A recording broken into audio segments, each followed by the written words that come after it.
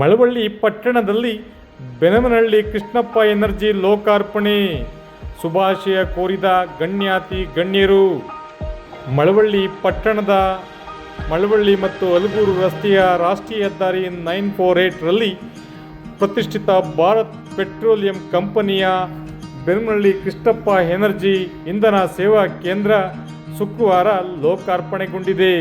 ಸಂಪ್ರದಾಯಬದ್ಧ ಪೂಜಾ ಕಾರ್ಯಕ್ರಮಗಳೊಂದಿಗೆ ಬೆಳಗ್ಗೆ 8 ಗಂಟೆಗೆ ಆರಂಭವಾದ ಭಾರತ್ ಪೆಟ್ರೋಲಿಯಂ ಕಂಪನಿಯ ಬೆನಮನಹಳ್ಳಿ ಕೃಷ್ಣಪ್ಪ ಎನರ್ಜಿ ಬಂಕಿನ ಸೇವೆ ಪಡೆಯಲು ಹಲವಾರು ಗ್ರಾಹಕರು ಆಗಮಿಸಿ ಬಂಕಿನ ಸೇವೆ ಪಡೆದರು.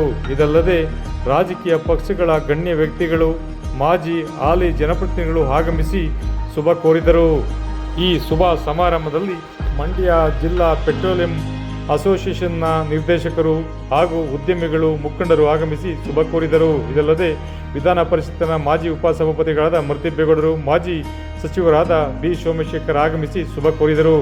ವಿಶೇಷ ವರದಿ ಮಾಗನೂರು ಎಂ ಶಿವಕುಮಾರ್, ಮಾಮರ ಮೀಡಿಯಾ, ಮಳವಳ್ಳಿ. ಸಂತೋಷ ಅವ್ರ ಮಗ. ಯಾಕೆಂದರೆ ನಾನು ಫಸ್ಟು ಮಂಡ್ಯ ಜಿಲ್ಲಾ ಮಂತ್ರಿ ಆಗಿದ್ದಾಗ ಫಸ್ಟು ಅವ್ರಿಗೆ ಇದು ಲೈಸೆನ್ಸ್ ಕೊಡಿಸಿದೆ, ಲಿಕ್ಕರ್ ಲೈಸೆನ್ಸ್. ಅದು ಇವತ್ತು ಭಾಳ ಅಭಿವೃದ್ಧಿ ಆಯಿತು.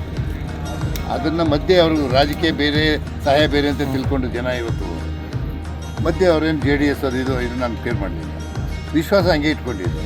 ಪಾಪ ಮೊನ್ನೆ ತೀರ್ಕೊಂಡ್ರು. ಈಗ ಅವ್ರ ಮೊಮ್ಮ ಕೃಷ್ಣಪ್ಪನ ಮಗ ಏನೋ ನೆನೆಸ್ಕೊಂಡು ಬರಬೇಕು, ಮಾಡಬೇಕು ಅಂತ ಹೇಳಿದ್ರು. ವಿಶ್ವಾಸ ಬೇರೆ, ರಾಜಕೀಯ ಬೇರೆ.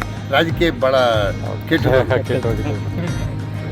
ಮಾನವ ಸಂಬಂಧ ಇದೆಯಲ್ಲ, ಅದು ದೊಡ್ಡದು. ಹೀಗಾಗಿ ಅದೇ ಬೇರೆ ಇದೇ ಬೇರೆ ಅಂತ ಬಂದೆ. ಭಾಳ ಸಂತೋಷ ಆಯಿತು.